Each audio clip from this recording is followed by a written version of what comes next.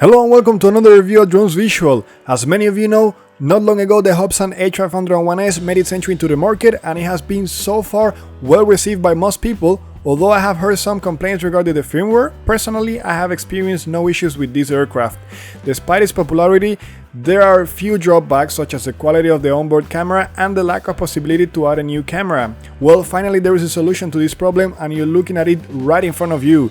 This is a gimbal or camera support for the Hubsan H501S. I can really call it a gimbal, but I guess the word gimbal might be more descriptive to some of you, so I will use it interchangeably with the term camera support and I hope you won't mind. I got this sample here in China, but I just saw that Banggood has started to sell it on their website, so I place a link in the description for those of you who would like to find more information about it. I will start this review by covering the structure of the gimbal and its main features, and then we will take it outside and test it with the Hubsan H501S and my GoPro. Well, without further ado, let's go ahead and start this review. Let's start by taking a look at the mount that inserts right into the arms of the Hubsan H501S. This mount is made of a resistant plastic that is not completely rigid, as it needs to be extended a bit in order to be inserted into the arms. I will demonstrate a bit later how to insert it into the arms, but now I would like to show you the degree of flexibility of this unit. So let's go ahead and check that out. Here you can see the plastic is not completely rigid, however, it still requires some considerable amount of pressure to pull both ends apart. So it must be inserted with care to avoid damaging the arms of the quad. Here's a lateral view so you can see it with more details. All the mounts are attached by hex screws to the main frame of the camera support and the landing gear. You can easily remove the landing gear without the whole structure falling apart, as the mount is thick enough to hold the screws firmly in place. As I mentioned a moment ago, this that you can see over here is the landing gear, which basically prevents the camera from making contact with the ground during landing and takeoff, and it can be easily removed without the need of a screwdriver or any other tool. The next thing I would like to take a look at are the point where all three components converge: the mount, the frame and the landing gear. All three here secured in place by this hexa screw. Then we move to the main component that keeps everything in place. This is the main frame of the gimbal or camera support. It seems to be made of bakelite or some other very resistant plastic derivative. It has 4 openings here at the center and 4 other openings for the dampening rubber balls meant to absorb vibrations. Then on the other side we will find part of the structure that holds the camera. This structure is kept in place by 4 dampening balls, and on its other end it keeps the adjustable frame where the actual camera will be mounted. The rubber balls feel kind of nice.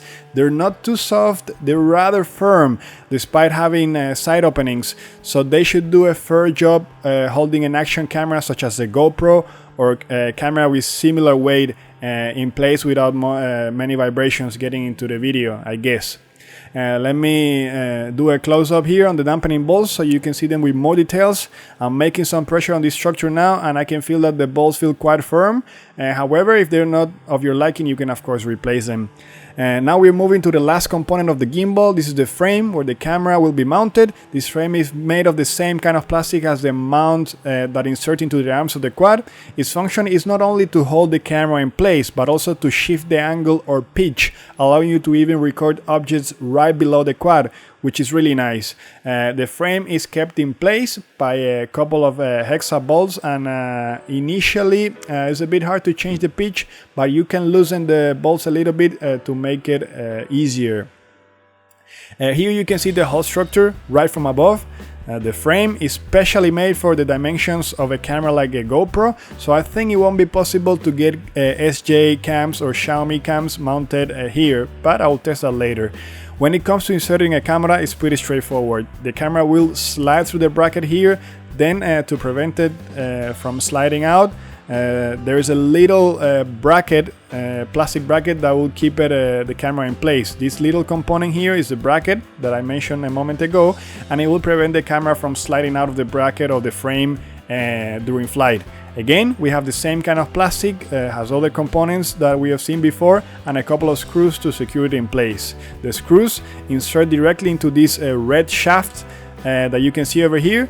There's one on each side of the frame or bracket. Using one screw is enough, but of course I encourage you to use both screws when securing the camera. It's really easy to remove the unit, but you might need to carry a screwdriver with you. Let me now demonstrate how to mount the camera on the bracket or frame. I will use my GoPro 4 Hero Black for this test, but any other camera with similar dimensions should fit in this frame. Okay, here we have the gimbal or camera support in place.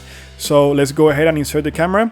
We present the camera to the bracket and then make a little bit of pressure and the camera slides in nice and smoothly. You can also insert the camera from above so the bracket doesn't make contact with the lens tube of the GoPro. The bracket holds the camera firmly in place. Even if we shift position, the camera won't slide out of the bracket.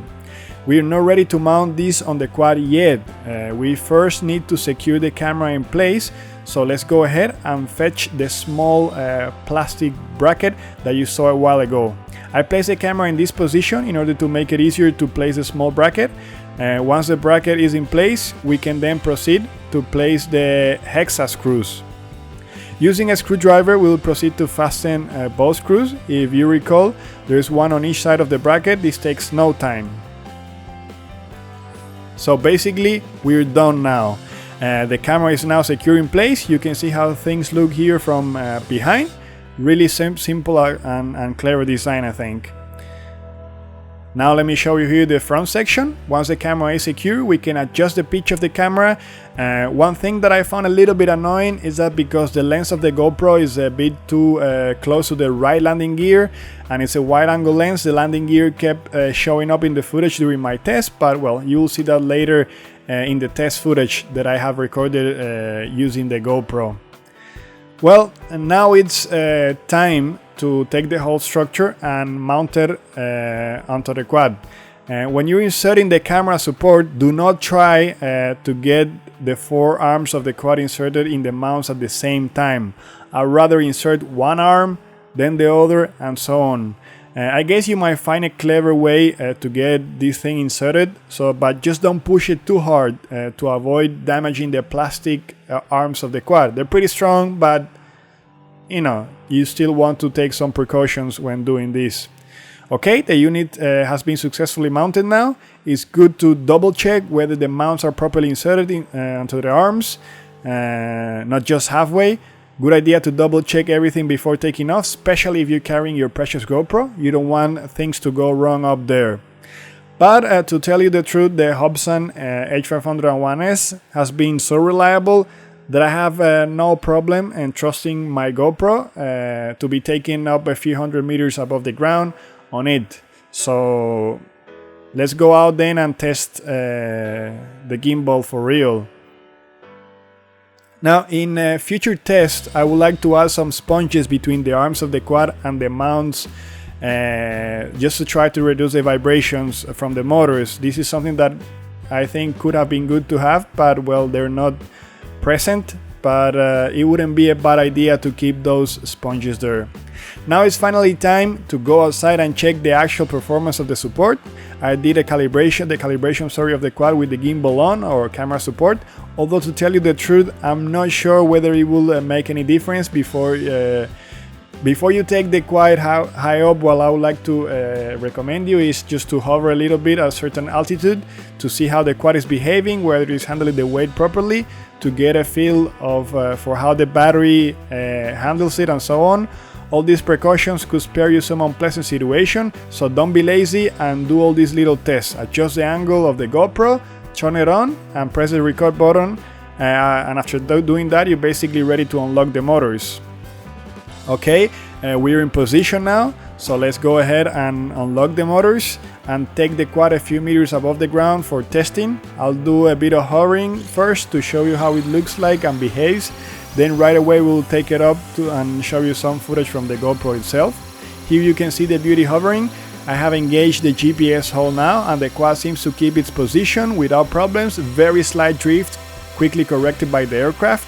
This is how things look from the rear, and finally I realized when watching this footage that I had forgotten to insert one of the screws, but well, different angle now from below. You can see that I have tilted the camera a little bit forward.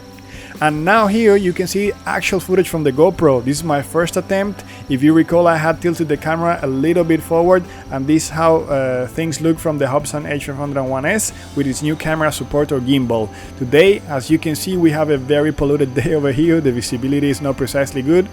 Don't confuse this with fog. Now you can see that we still get part of the arms of the quad in the frame and parts of the landing gear or base of the camera support. To avoid the arms, you can tilt the camera a little bit forward, down. Regarding the landing gear, well, I might need to take it off later actually.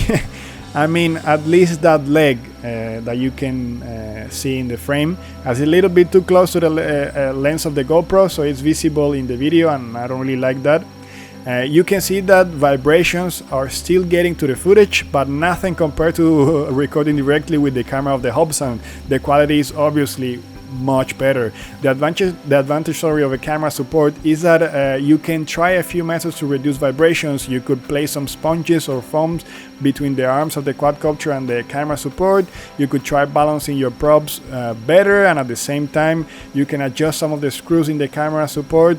Whether these methods will produce a dramatic results, I don't know, as I myself have not tried them, but I would try them.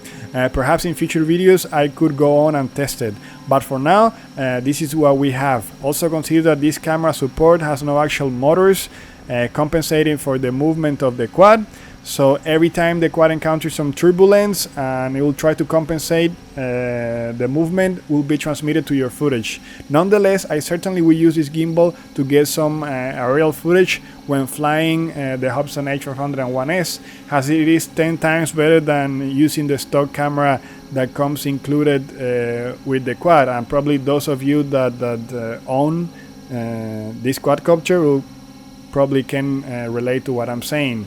As you saw in my previous review, there was a lot of vibration and yellow and all kind of things getting into the footage. I think this is definitely not perfect. You can see it, but what I mean is that it's much better. Now the next thing I would like to do is to take a look at the second take or shot that I did using the GoPro. Now what I've done to avoid the arms of the quadcopter is that I have tilted the camera a little bit forward, maybe a little bit too much, but now we're able to remove the arms of the from the frame, and the landing gear is almost gone. However, this little red bit is still visible here on the side.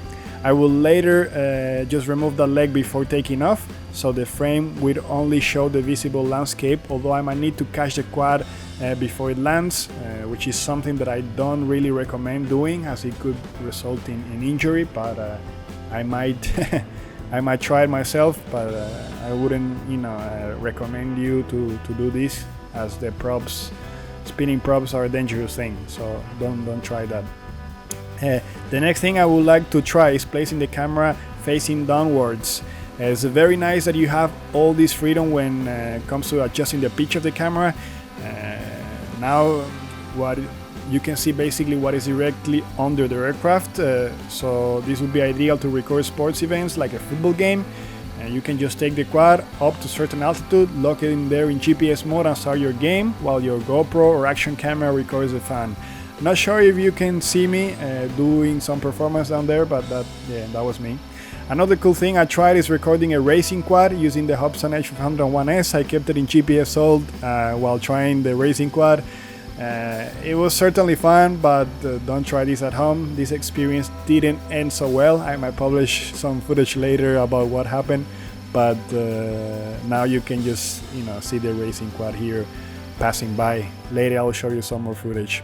For those of you that are wondering about flying time using the gimbal, I did measure the time during my test and I managed to squeeze 10 minutes of flying time, but that was with the quad hovering around 10 meters in GPS hold. I assume that in windier conditions, if you go up there or changing speeds or going up and down, your time could get considerably shorter, so keep that in mind.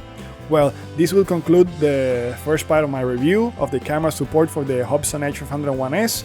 What I can say about it is that it is good to have this product, as there's nothing else in the market, and as the saying goes, in the land of the blind, the one-eyed man is king. I think it goes like that. Now you can actually record much better footage using your Hubsan, and you can use your GoPro or Firefly cam, I guess, or any other camera with similar sizes. Having said this, I can add that this is not a perfect solution, as we still see some parts of the aircraft in the frame and some vibrations and so on, but I will still use it when trying to record some decent footage rather than using the camera on board of the quad. If you would like to get more details about the product, I just place a link in the description. You can check it out. Please, if you find this video useful, give me a thumbs up. If you think I made some mistakes, or maybe something that needs to be corrected or something, just place some comments.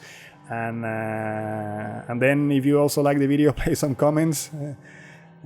For those of you interested in the topic of quadcopters, drones, and unmanned aerial aircraft, and would like to get fresh reviews, news directly from China, please subscribe to my channel, and I hope to see you all in my next video.